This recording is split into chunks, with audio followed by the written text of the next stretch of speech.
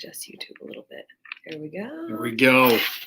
Everybody's coming up, our feeds. Hopefully we can get the Instagram coming through. Well, hello everybody and welcome. Oh, let me double check over here. Make sure I don't goof this up. Oh. There it is. Reconnecting. I think we got it. We did it. Welcome to everybody. Welcome to everybody. Welcome everyone.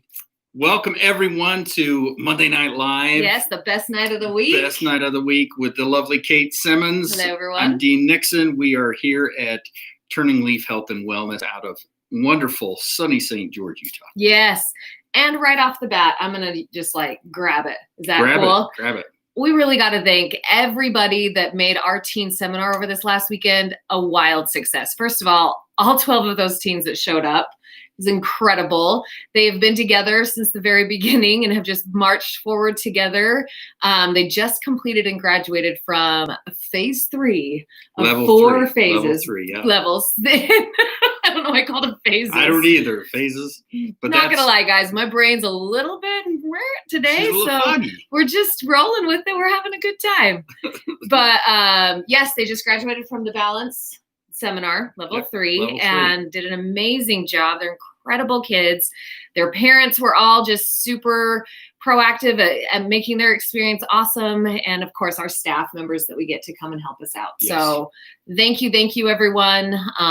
And keep moving your feet. Keep moving your feet. Mm-hmm. Well, we're excited to get started with you tonight. And as always, we are looking to bring you topics that are beneficial and helpful, topics that you can always use in your everyday life. Mm-hmm. And today, one of the topics, and I'm going to just try and adjust this one feed down here a little bit. Okay. A little bit more. The topic today is one that has been coming up for us. Yes. With some of the clients and people that we're working with. And that's where we try to draw from, as we've talked about on our podcasts, as well as on the lives, is what are some of the topics, what's going on in the world. And one of the things that you found, Kate, was like, this is just really kind of reoccurring recently. And I thought that is a perfect one to talk about. So we're talking about getting angry. Get mad. Yeah, we're going to talk about anger tonight. And I love that you brought that in, Dean, that it's interesting how things come in waves and in pulses, really. Like people start to deal with the same kind of struggles. And so we see a lot of that come in, and people are just having a really hard time managing anger right now. Right. And I think, we talked last week about, trying to really reach out and get connected more. And I think this is just another really, I don't know if natural is the right word, but a natural byproduct of what we've been experiencing in 2020. Yes. Is that there's just, people are ticked. Like everyone's just a little bit angry. Everybody's frustrated. But especially what we want to talk about tonight with y'all is anger can be a really tricky emotion to manage. It can be really, really difficult actually to experience anger and know how to appropriately express it, how to let it move through you and not just stuff it down and keep it hidden and try to pretend like it doesn't happen, or to have no control over it at all. Right. Those are kind of the 3 different expressions of it, right? Where you just are always angry and always just kind of that ticking time bomb ready to just blow up on anybody that happens to walk past your door that day. Right. Poor them. It can be. Yes. And that's, I think, the thing that we always have to really get to the fundamentals. And if we just break it down to the fundamentals of anger and really understand it. And I remember being very new early in my career back in the 90s, really working with young men and women that were and adults that were out of control, angry. And at first it was very overwhelming to me. It was very frightening to me. I grew up in a situation where if people were angry, it usually led to violence. And it was just something that in a lot of ways bothered me. And so as I started working and learning and working with people hands-on, I started recognizing there's a lot of powerful pieces that we have to recognize about anger. Number one, the first thing that we have to remember is that anger is a catalyst. And anger is a catalyst, and a catalyst is something that moves something forward, or it creates movement, or can bring things together and move them in a growth pattern. Mm-hmm. So anger being a catalyst is something that is a healthy thing. And so we get afraid of anger, but in reality, anger is important for us to really hang on to. Right. And recognize as a healthy thing. Absolutely. And I was having just that conversation with someone the other day about how really most of the forward motion that we get in society is when people are frustrated or angry about the way something's been, and they want to create something better and create a system that works better or a product that works better or whatever that may be. So I completely echo what you're saying, Dean. Like, it's a really impactful and powerful experience as far as being a change agent. Absolutely. Mm-hmm. The other thing that we have to recognize about anger that's important for us to remember is anger itself is a secondary emotion or a response emotion.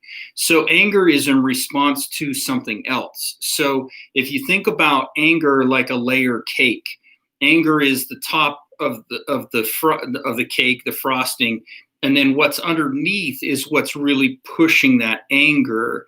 And so a lot of times within the anger is sadness, hurt, guilt, shame, embarrassment, loneliness, frustration, resentment, all these other emotions.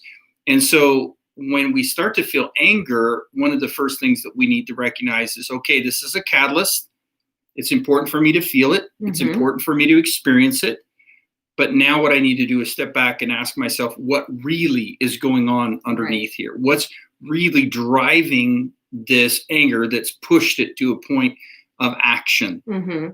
Which I think is especially what's dangerous when we don't even look at anger, because then we don't even get to those different layers that you're talking about, Dean, right? If we're just like, oh, I'm angry, and my tendency is to feel like anger is a hot no. Like it's not something that was ever appropriate, allowed, safe, like you were saying, right? Like that's just, I do not go there. Yep. And so you shut that down, then you're never going to be able to really understand what's driving that and be able to work through and learn how to manage either the sadness and allow that to come out and express itself, or the resentment, or the disappointment, or all the other emotions that you've already named. I don't have to continue naming more emotional experiences because your list was awesome. I was like, he's killing it, just rattling those right off the top of his head.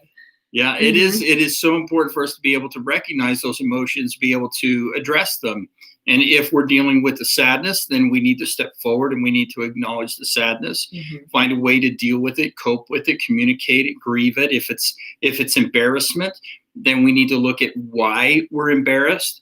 And we need to look at that, maybe that over attachment to external things or people, etc. Right. So there's all these different things. And that's what the purpose of anger is, to move us forward or cause us to move or step forward into something new, to create relief and help. And that is really, really critical when we think about anger. Mm-hmm. So being these first two things is recognizing this catalyst, recognizing that it's a secondary reaction or emotion. The other thing that we want to remember about anger is it's not wrong or bad or unhealthy to be angry. It's what we do with the anger that makes it unhealthy, or that makes it something that can be hurtful in our lives or hurtful towards other people. So the third thing to really remember about anger is to become aware of how we're expressing anger, and how do we express it in a healthy way, because anger has to be expressed. It has to be acknowledged. It has to be dealt with. And normally we do a couple things. We either lash out at people, or we stuff it down, as you were talking about a moment ago, and we just pretend it doesn't exist, or we deal with it in a healthy, constructive, moving way. Right.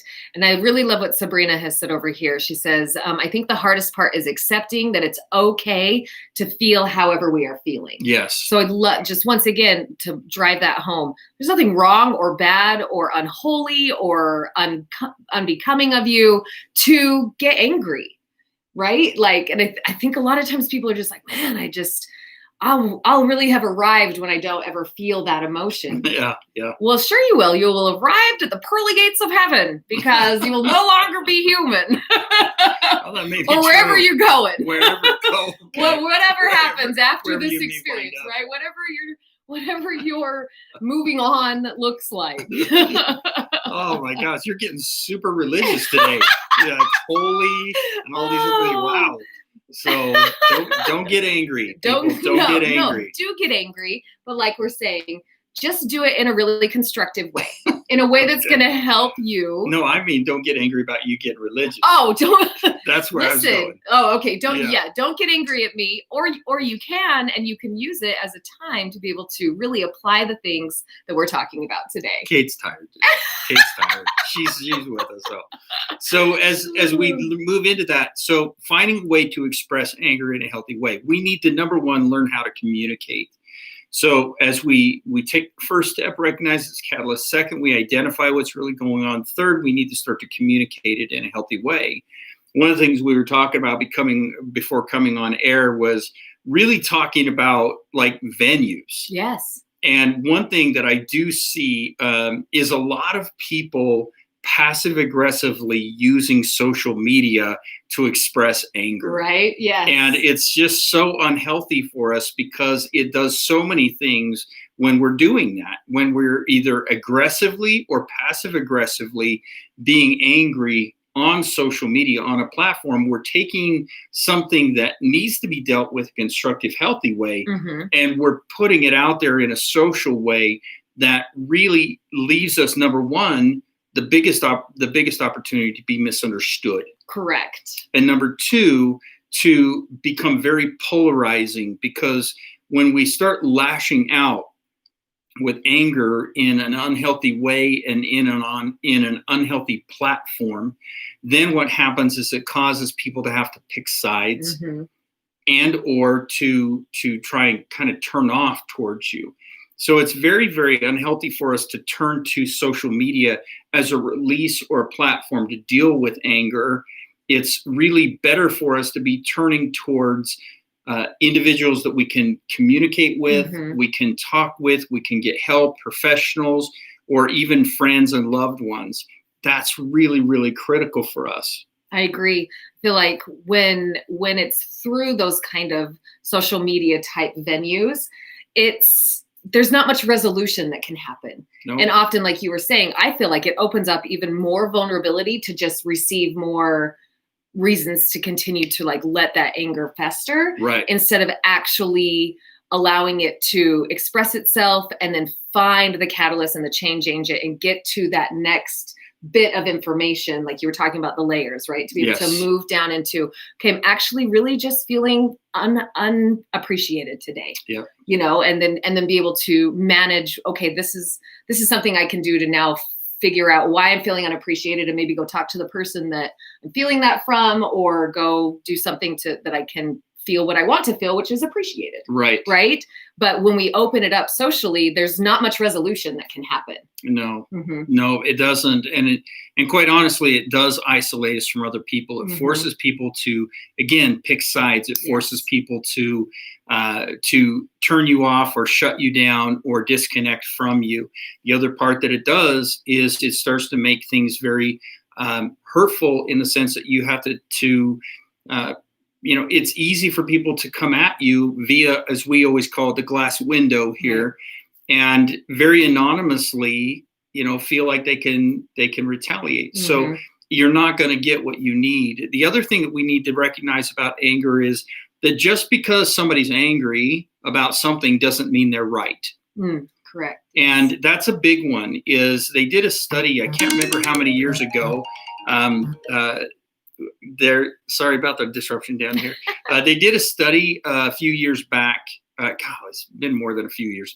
Anybody that knows me knows that when I say a few years, it's usually like, or when I say the other day, it's not like that last could week. Be from today to 10 years ago. 1980. Yeah, exactly. So, but they did a study where they took a group of individuals and they put them in a room, and they had one person that was supposed to get angry.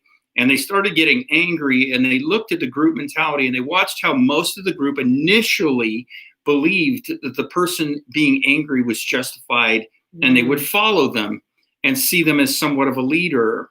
But after about 10 minutes, that changed dramatically. And then it was to the point where they were almost pulling away from that person or were afraid of that person. And so it's that idea that initially when you start to express your anger, people are going to, come at it and go, oh, they must be right. We've got to get behind them, et cetera, only to find out that it's not about right. It's not about wrong. It's about you're hurt, you're hurting, you're angry. So we have to recognize that if somebody in our life is angry about something, it doesn't mean that they're right. It just means that they need to be heard, or they may need to be understood. I completely agree. And I feel like one of the reasons that it can be so large and kind of sweep things away is because it's a passionate emotion.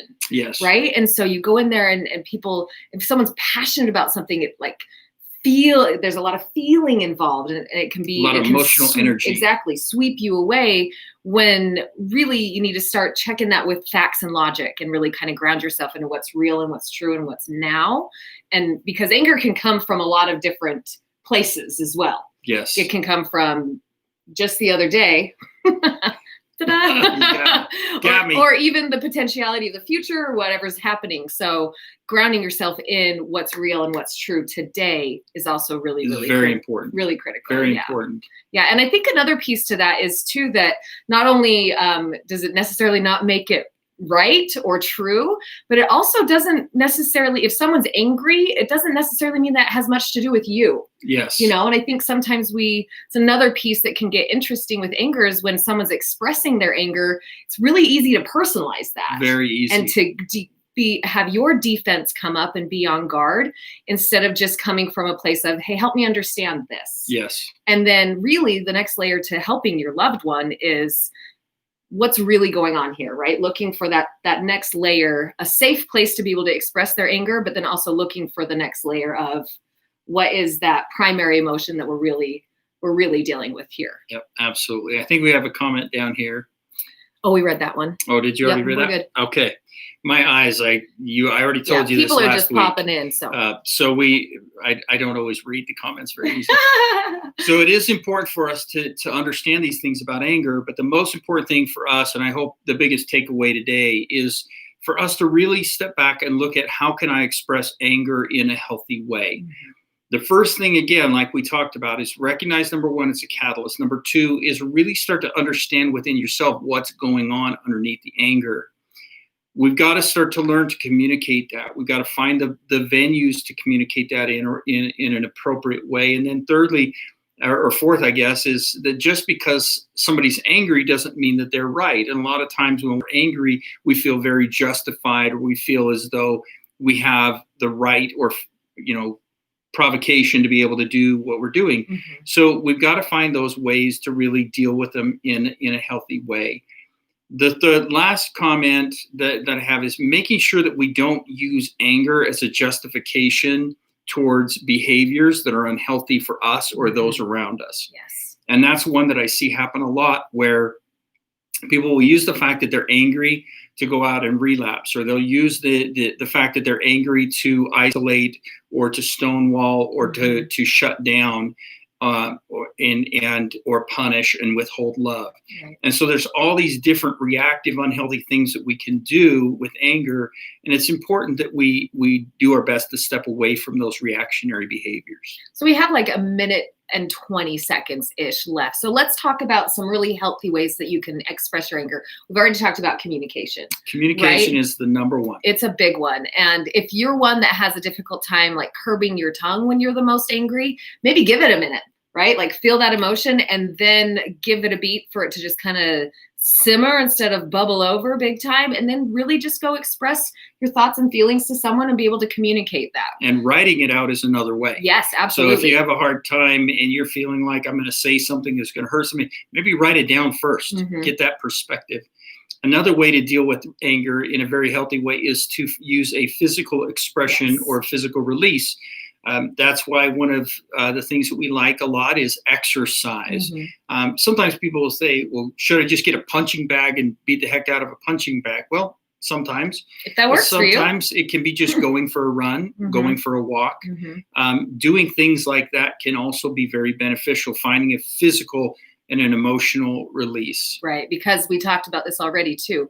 Anger it's a passionate experience. So it has a lot of energy to it. So you moving your body allows for that kinetic release to happen. And then you'll be able to come back and communicate with more of a level head as well. Therefore, you won't really be damaging your relationships. You won't say things that you really don't mean just because you're angry. Yes. Yeah.